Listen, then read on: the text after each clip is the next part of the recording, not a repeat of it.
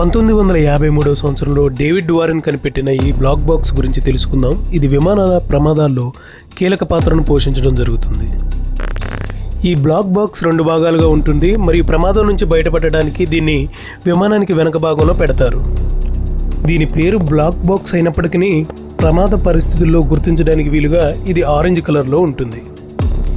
ఈ బ్లాక్ బాక్స్ని ఈజీగా గుర్తించడానికి ఇందులో ఒక లొకేటర్ బీకాన్ని అమరుస్తారు. ఇది అల్ట్రాసోనిక్ పల్స్ను ఉత్పత్తి చేస్తుంది, అందువల్ల గుర్తించడానికి త్వరగా వీలవుతుంది. మొదటి భాగంలో విమానానికి సంబంధించిన డేటా రికార్డ్ అవుతుంది, అంటే గాలి వేగం మరియు దిశ ఇవన్నీ అన్నమాట. రెండవ భాగంలో కాక్పిట్లో జరిగే సంభాషణ రికార్డ్ అవుతుంది, అంటే పైలట్లు ఏ విధంగా అయితే కమ్యూనికేట్ అవుతున్నారో అది రికార్డ్ అవుతుంది. గతంలో జరిగిన చాలా ప్రమాదాల్లో ఈ బ్లాక్ బాక్స్ ద్వారా దొరికిన సమాచారం ద్వారానే ప్రమాదాన్ని నిర్ధారించడం జరిగింది. ఉదాహరణకు జూలై 17, 2014 జరిగిన ప్రమాదంలో MH17 అనే ఫ్లైట్ ఒక మిసైల్ దాడి ద్వారా పైలట్ కమ్యూనికేషన్ వల్ల ఈ బ్లాక్ బాక్స్లో రికార్డ్ అవ్వడం జరిగింది.